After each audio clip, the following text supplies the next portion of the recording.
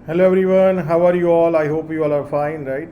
सो आप देख सकते हो निफ्टी में अगेन जो हमने एवरी वीडियो में मैं डिस्कस कर रहा हूँ, जो ब्रॉड ट्रेंड है वहाँ जो वीकनेस हो सकता है या चेंज हो सकता है, वहाँ से ही निफ्टी बार बार वापस जा रहा है। और आज भी हमने देखा ऑलमोस्ट फ्लैट जैसा निफ्टी ने क्लोजिंग दिया है, right? So what we can expect. तो जैसे मैंने आपको बताया कि बैड्स इतना अभी स्ट्रांग नहीं हो पाए निफ्टी में जितना होना चाहिए। मतलब जितना ऊपर जाने में टाइम लगा था, अगर आप ऑब्जर्व करें यहाँ पे, if you observe, right, let me show you that. अगर आप ऑब्जर्व करो, आज जितना ऊपर जाने में टाइम लगा उससे कितना कम, मतलब ज़्यादा टाइम लगा है नीचे आने में उनको। तो what I am trying to say is that कि bears are not able to push market much down. जैसे आप देख सकते हो कितना फास्ट गया था, नीचे आने में कितना दिन लग गया।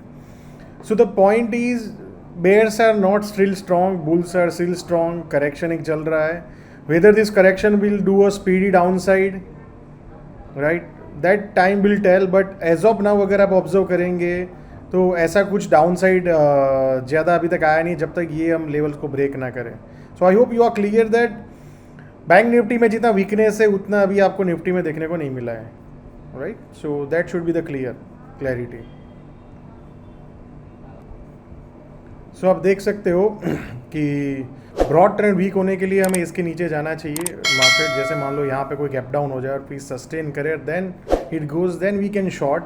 Otherwise we should avoid the shorting. आप शॉर्ट टर्म टाइम फ्रेम भी अगर आप देखेंगे तो मार्केट आज ऊपर गया, फिर उसके बाद लास्ट में सेलिंग आया, राइट? बट कोई इतना आप देख सकते हो कोई एग्रेसिव सेलिंग नहीं है कहीं पे भी, ना एग्रेसिव कोई बाइंग है। सो जब तक ये जोन निफ्टी क्लियर नहीं करता है स्पॉट में 19,480 500 के ऊपर, तो जैसे ही वो क्रॉस करेगा तो उसका माइनर ट्रेंड भी पॉजिटिव हो जाएगा। तो वी वांट टुमारो, अगर मान लो कहीं पे गैप अप होता है यहाँ पे, कहीं पे यहाँ के अराउंड, और फिर यहाँ पे सस्टेन करता है, फिर उसके बाद ब्रेकआउट करे, तो we can look for long opportunity. Shorting only below इसके नीचे चला जाए, ये लेवल के नीचे, और फिर सस्टेन करे तो we can think about shorting, right? So I hope you are clear.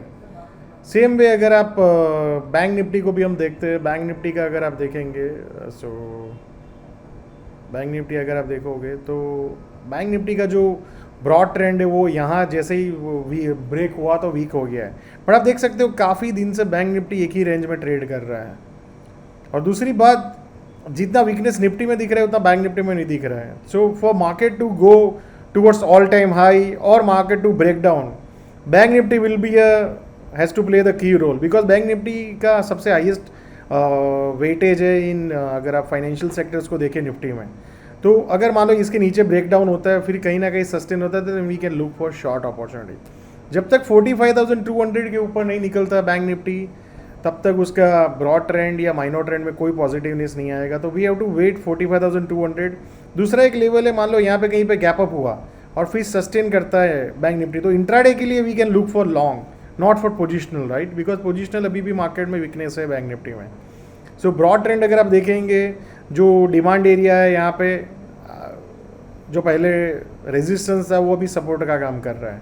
So we have to see how market goes further from here, right? So I think we should be open.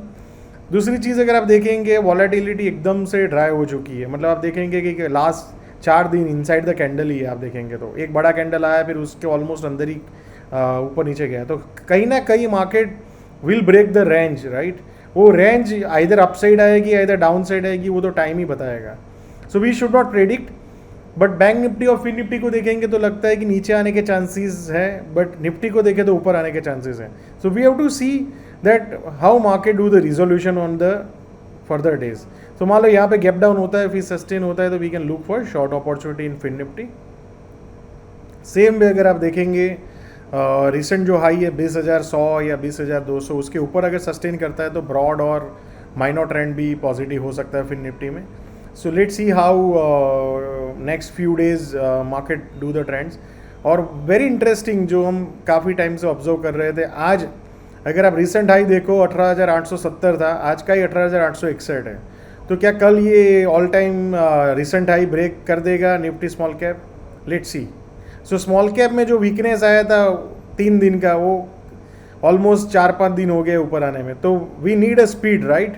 अगर ये trend को continue करना है तो we need a speed on the upside, right? So let's see tomorrow. काफ़ी सारी small cap में opportunities daily बन रही है। तो we have to keep observing, जब तक ये रिसेंट लो ब्रेक नहीं करता है तो स्मॉल कैप में ऐसा कोई रिस्क नहीं है। सो 11,500 या 11,400 मोटा मोटी आप पकड़ सकते हो। सो स्मॉल कैप में तेज़ी बरकरार है, there is no much weakness in small cap. So make sure that you have a proper risk management in place, and whatever you do, you have a right risk management, right? Because काफ़ी लोगों को हमेशा fear रहता है, यहाँ गिर जाएगा, यहाँ गिर गया, फिर यहाँ एक बड़ा कैंडल आया, फिर यहाँ पे आया, राइट? तो एक दिन मार्केट गिरेगा, but in that fear you lost lot of opportunity, right? So make sure that you are open to the ideas, you are open to the market, and you have very flexibility, right?